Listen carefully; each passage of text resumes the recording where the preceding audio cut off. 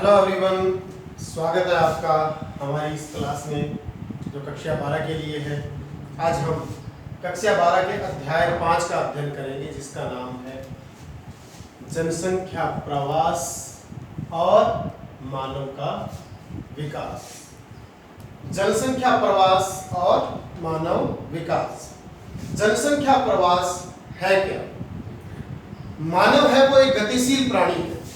मानव है वो एक चिंतनशील प्राणी है और अपनी चिंतनता के कारण, अपनी गतिशीलता के कारण और अपने जीवन की अनेकों आवश्यकताओं की पूर्ति करने के लिए मानव है वो एक स्थान से दूसरे स्थान की ओर गमन करता है, स्थानांतरण करता है। मानव है वो रोजगार प्राप्त करने के लिए, किसी भी धार्मिक कारण से, राजनीतिक कारण से, सामाजिक कारण से, आर्थिक कारण से, किसी भी कारण से यदि एक स्थान से दूसरे स्थान की ओर गमन करता है तो उसे जनसंख्या का प्रवास कहा जाता है। प्रवास का तात्पर्य वही है कि मानव अपनी आवश्यकताओं की पूर्ति के लिए एक स्थान से दूसरे स्थान की ओर स्थानांतरण करता है। अब मानव जब एक स्थान से दूसरे स्थान की ओर स्थानांतरण करता है या दूसरे स्थान से किसी स्थान की ओर आगमन करता है तो यह स्थानांतरण, प्रस्थान और आगमन की जो प्रक्रिया है यह दो प्रकार से होती है। एक को कहा जाता है उत्प्रवास और दूसरी को कहा जाता है आप्रवास। एक में जाने की क्रिया होती है, दूसरे में आने की क्रिया। जिसमें एक स्थान से कोई व्यक्ति, कोई मानव समुदाय अन्यत्र स्थान की ओर स्थानांतरण करता है उसे कहा जाता है उत्प्रवास। क्या कहा जाता है? उत्प्रवास। और किसी अन्य स्थान से किसी स्थान विशेष पर मानव समुदाय का आगमन होता है, उस आगमन को अर्थात आना, उसे कहा जाता है आप्रवास। जैसे उदाहरण के लिए अपन मान सकते हैं उत्प्रवास यानी तारानगर से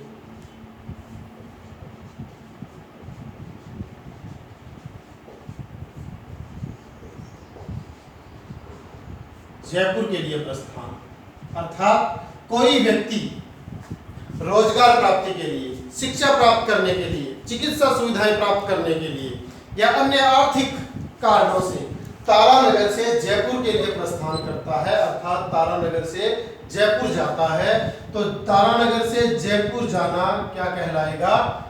उत्प्रवास। अर्थात यहाँ से मानव समुदाय का, तारानगर से मानव समुदाय का, या यूं कहें चूरू से दिल्ली के लिए, मुंबई के लिए कोई मानव समुदाय प्रस्थान करता है, स्थानांतरण करता है, उसे क्या कहा जाता है? उत्प्रवास। क्या कहा जाता है? उत्प्रवास। और ठीक उसी प्रकार जिस प्रकार तारानगर से मानव समुदाय का जयपुर के लिए प्रस्थान हुआ, ठीक उसके विपरीत जयपुर में तारानगर के मानव समुदाय का आगमन हुआ, ये आगमन कहलाता है आप्रवास। तो इन दोनों ही स्थितियों के अंदर मानवीय या यूं कहें जनसंख्या का जो जनसंख्या घनत्व है, मानवीय आवश्यकताएं हैं, वो प्रभावित होती हैं। अब इनका प्रभाव किस प्रकार से पड़ता है? मानवीय जनसंख्या का स्थानांतरण, इसे प्रवसन भी कहा जाता है। क्या कहा जाता है? प्रवसन। मानवीय जनसंख्या का स्थानांतरण या प्रवसन, इसके भी वैश्विक स्तर पे दो प्रकार हैं। एक तो अंतरराष्ट्रीय प्रवसन और दूसरा अंतर्देशीय प्रवसन। जब एक देश या महाद्वीप से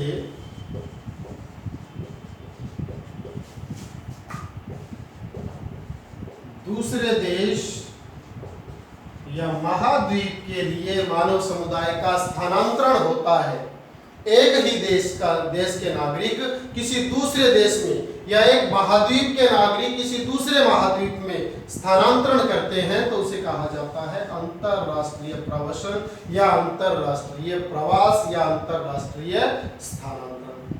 ठीक उसी प्रकार एक ही देश में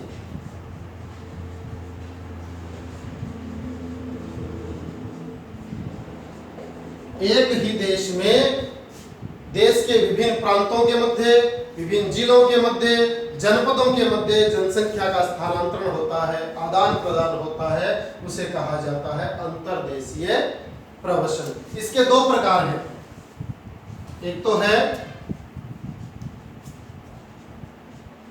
अंतर प्रांतीय प्रवसन और एक है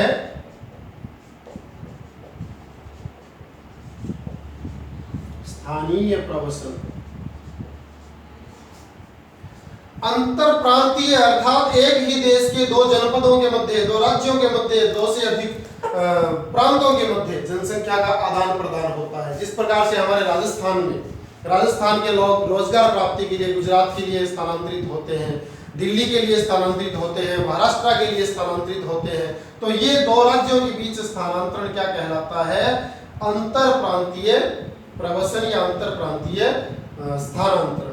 और स्थानीय प्रवसन, गांवों के लोग रोजमर्रा की आवश्यकताओं को पूरा करने के लिए, रोजगार प्राप्त करने के लिए, या यूं कहें मजदूरी प्राप्त करने के लिए ग्रामीण लोग शहरों की ओर जाते हैं। शिक्षा प्राप्त करने के लिए विद्यार्थी शहरों की ओर जाते हैं। चिकित्सा सुविधाएं प्राप्त करने के लिए लोग शहरों की ओर जाते हैं। शहरों से भी अनेकों आवश्यकताओं की पूर्ति के लिए लोग शहर से गांव की ओर आते हैं। इस प्रकार का जो स्थानांतरण है उसे कहा जाता है स्थानीय प्रवसन या स्थानीय स्थानांतरण। तो इस प्रकार से हमने अध्ययन किया जनसंख्या के प्रवास का। जनसंख्या का प्रवास अर्थात जनसंख्या का एक स्थान से दूसरे स्थान की ओर पलायन करना, अर्थात अपने निवास स्थान को छोड़कर अन्य स्थान की ओर स्थानांतरित होना क्या कहलाता है? प्रवास। स्थानांतरण दो प्रकार का होता है, उत्प्रवास, अप्रवास। किसी स्थान से जनसंख्या का प्रस्थान करना उत्प्रवास कहलाता है, किसी स्थान पर जनसंख्या का आगमन होना अप्रवास कहलाता है। अब ये जो स्थानांतरण है इसके भी दो प्रकार हैं, अंतरराष्ट्रीय स्थानांतरण, अंतरराष्ट्रीय प्रवसन। यानी एक देश के लोग, एक महाद्वीप के देश के लोग दूसरे देशों की ओर स्थानांतरण करते हैं। जिस प्रकार से उत्तर पश्चिमी यूरोप के देश हैं, वे रोजगारोन्मुखी होने के लिए जर्मनी, जापान,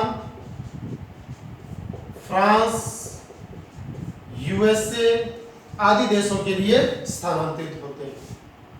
दूसरा इसका भेद है अंतर्देशीय भेद, अर्थात एक ही देश में उस देश के विभिन्न प्रांतों के बीच, विभिन्न जिलों के बीच, विभिन्न गांवों के बीच तो जनसंख्या का स्थानांतरण होता है। यदि ये दो प्रांतों के बीच, दो जो जनपदों के बीच है तो अंतरप्रांतीय प्रवसन, और यदि गांव से शहर की और शहर से गांव की ओर है तो ये है स्थानीय प्रवसन। अब हम अध्ययन करते हैं जनसंख्या के प्रवास से पड़ने वाले प्रभाव या जनसंख्या प्रवास के परिणाम। तो इस प्रकार से हमने अध्ययन किया मानवीय जनसंख्या के प्रवास का। अब प्रवास, उत्प्रवास या अप्रवास के कारण जनसंख्या पर या जनसंख्या प्रवास से क्या प्रभाव पड़ते हैं?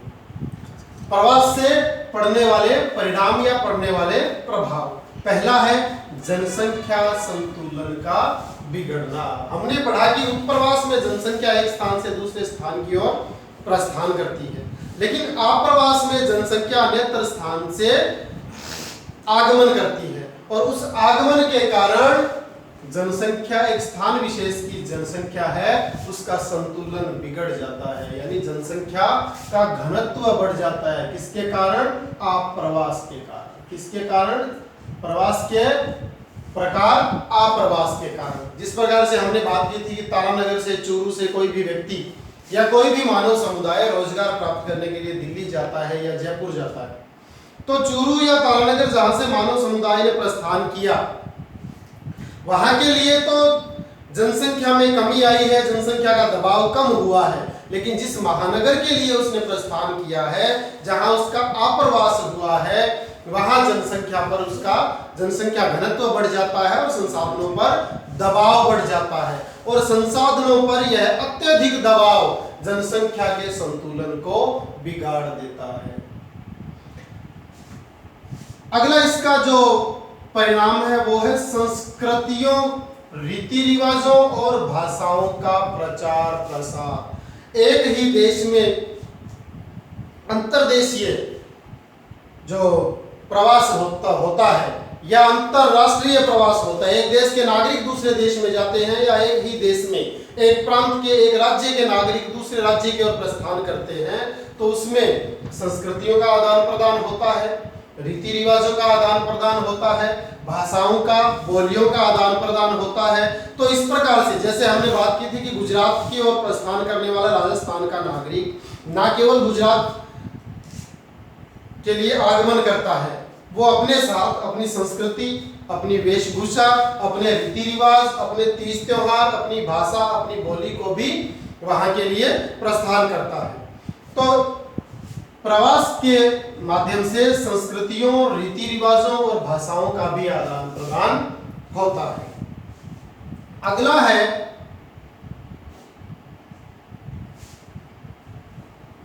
प्रवास का परिणाम। जनसंख्या संतुलन बिगड़ना हमने जो पढ़ा था उसी का परिणाम है जनसंख्या दबाव, यानी अप्रवास के कारण जनसंख्या का दबाव बहुत अधिक बढ़ता है। संसाधन जो हैं उन पर सीमित जनसंख्या होती है, वो जनसंख्या विकसित होने के बाद अन्यत्र प्रदेशों से जनसंख्या का आगमन होता है, तो सीमित संसाधनों पर जनसंख्या का भार बढ़ने पर जनसंख्या दबाव बढ़ता है। परिणाम स्वरूप उसकी परिणति के रूप में बेरोजगारी और निर्धनता की समस्या खड़ी हो जाती है। तो प्रवास के जो परिणाम है उनमें जो तीसरा परिणाम है वो है जनसंख्या दबाव बढ़ना और बेरोजगारी और निर्धनता की समस्या। तो जो महानगरीय आबादी है उसके सामने जो सबसे बड़ी समस्या है वो समस्या बेरोजगारी और निर्धनता की समस्या है, जो प्रवास के कारण उत्पन्न होती है। और प्रवास में भी सर्वाधिक जो कारण जिम्मेदार रहता है वो है रोजगार प्राप्ति। रोजगार प्राप्ति हेतु लोगों का अप्रवास होता है और अप्रवास की परिणति के रूप में बेरोजगारी और निर्धनता का सामना करना पड़ता है। तो हमने पढ़ा मानवीय प्रवास के परिणाम। अब मानवीय प्रवास के बाद हम पढ़ेंगे मानवीय विकास, मानव विकास। मानव विकास की संकल्पना सबसे पहले देने वाले जो अर्थशास्त्री थे वो थे महबूब उल हक और अमर्त्य सेन। मानव विकास आखिर है क्या? मानव विकास का तात्पर्य है मानव की वर्तमान समस्याओं के समाधान के साथ भविष्य में गुणवत्तापूर्ण जीवन की जो गुणवत्ता है उसका परिवर्धन करना, उसका परिमार्जन करना, अर्थात भविष्य में मानवीय जीवन की गुणवत्ता को बनाए रखना मानव विकास कहलाता है। महबूब उल हक और अमर्त्य सेन ने सर्वप्रथम मानव विकास की संकल्पना दी थी। उसके पश्चात यूएनडीपी ने यूएनडीपी अर्थात संयुक्त राष्ट्र विकास कार्यक्रम, यूनियन नेशनल डेवलपमेंट प्रोग्राम ने 1990 में सर्वप्रथम मानव विकास सूचकांक प्रस्तुत किया था। मानव विकास सूचकांक का तात्पर्य है विश्व के कुछ देशों का अध्ययन करना, अध्ययन करने के पश्चात उनकी विकास रिपोर्ट प्रस्तुत करना। तो सबसे पहले यूएनडीपी ने 1990 में मानव विकास सूचकांक प्रस्तुत किया था। मानव विकास रिपोर्ट 2013 के अनुसार 2013 में भी मानव विकास रिपोर्ट प्रस्तुत की गई, जिसमें कुल 186 देशों का अध्ययन किया गया। उन 186 देशों की रिपोर्ट के अनुसार, अध्ययन के अनुसार मानव विकास की 3 श्रेणियां निर्धारित की गई। पहली श्रेणी है उच्च मानव विकास की श्रेणी, दूसरी है मध्यम मानव विकास की श्रेणी और तीसरी है निम्न मानव विकास की श्रेणी। अब जो मानव विकास सूचकांक है इसका मान 0 से लेकर 1 के मध्य निर्धारित किया जाता है। अब इसकी 3 कैटेगरियां हैं, 3 श्रेणियां हैं। 0.781 से अधिक मान वाली जो श्रेणी है वो सर्वश्रेष्ठ श्रेणी है, उच्च मानव विकास की श्रेणी। दूसरी जो श्रेणी है वो है 0.5 से लेकर 0.7, इसे बोलते हैं मध्यम श्रेणी।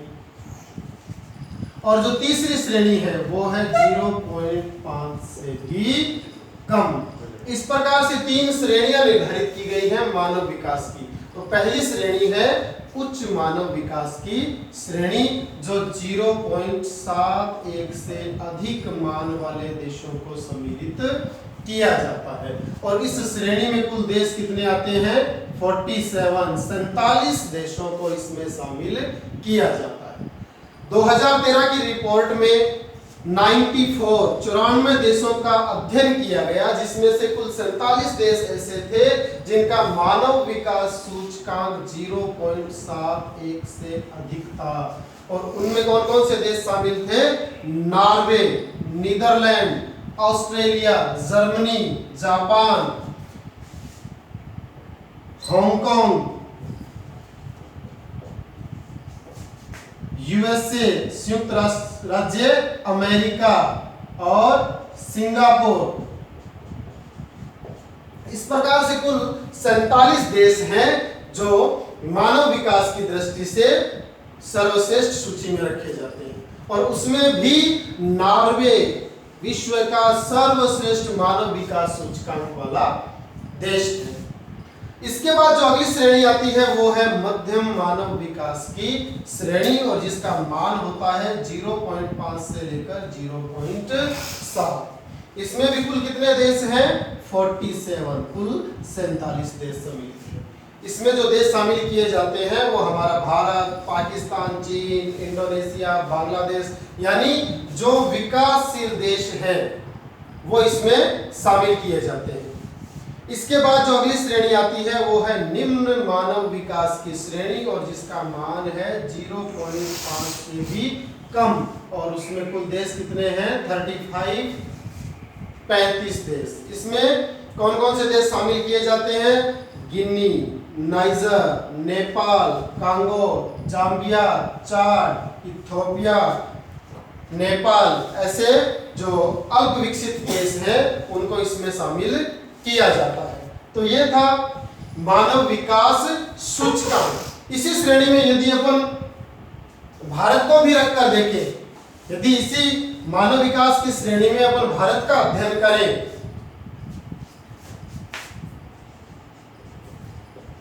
भारत का अध्ययन इसके अंतर्गत करें तो 2013 की रिपोर्ट में कुल 186 देशों का अध्ययन किया गया, जो हम अध्ययन कर चुके हैं।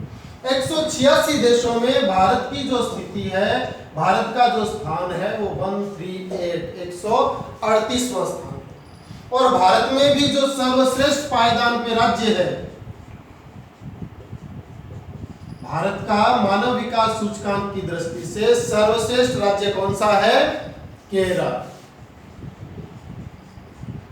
और केरल का मानव विकास सूचकांक का मान कितना है? 0.71। तो भारत का मानव विकास की दृष्टि से सर्वश्रेष्ठ राज्य कौन सा है? केरल। और उसके सर्वश्रेष्ठ होने के पीछे जो कारण है वो है उसकी साक्षरता। साक्षरता ही वो कारण है जो केरल को मानव विकास की दृष्टि से सर्वश्रेष्ठ पायदान पे रखता है। अब भारत में जो न्यूनतम मानव विकास वाले राज्य वो है बिहार, उड़ीसा, छत्तीसगढ़, ये है भारत के न्यूनतम मानव विकास वाले राज्य। तो भारत का सर्वश्रेष्ठ राज्य केरल और न्यूनतम राज्य बिहार, उड़ीसा और छत्तीसगढ़। तो इस प्रकार से हमने अध्ययन किया अध्याय 5 का, जिसका नाम था जनसंख्या प्रवास और मानव विकास। आप लोग घर पे बैठ के इसका अध्ययन करें। किसी भी प्रकार की समस्या हो तो उसका अपन एक बार फिर से पुनः मूल्यांकन करेंगे। यदि वीडियो आपको पसंद आया हो तो चैनल को सब्सक्राइब करें, लाइक करें, शेयर करें। धन्यवाद।